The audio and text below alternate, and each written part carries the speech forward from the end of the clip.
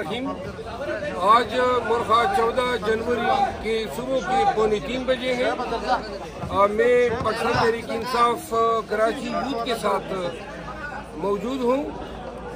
कल हमारा जलसा है CBU के पास और जलसे में हम चाहते हैं कि यूथ और कराची के तमाम बाशिंदे बाशऊर और गैरती अवाम जो है और बिलखसूस पंजाब और पश्तून अवाम से मेरी इस्तदा है कि हम रैली की शक्ल में बिलावल हाउस से CBU जाएंगे। तो 1 से 1:30 बजे जो है बिलावल हाउस के पास आप सब ने जमा होना है। वहाँ से हम रैली की शक्ल में जो है CBU पहुँचेंगे। 3 बजे हमने CBU पहुँचना है। तो अगर हम 1 से 1:30 बजे जमा होते हैं तो 2 बजे वहाँ से रवाना होंगे।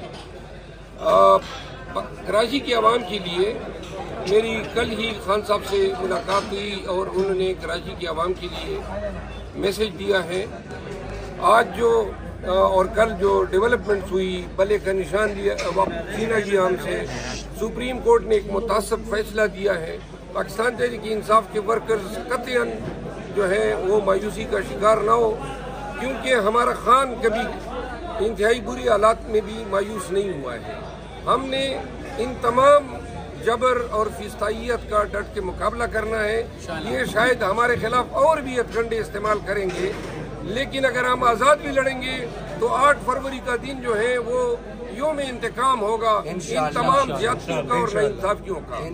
और जो लोग या कनाबद वैया कनस्ताइन पे यकीन रखते हैं वो न भूलें कि अल्लाह ताला की ज़ात जो है 8 फरवरी को पाकिस्तान के अवाम को, खान साहब को और PTI को फतह से हम कनार करेंगे इंशाअल्लाह। 8 फरवरी को चारों सूबों में और मरकज में PTI की हुकूमत बनेगी। हम आज़ाद भी अगर लड़ेंगे तो इंशाअल्लाह हमारे आज़ाद भी शाहीन हैं।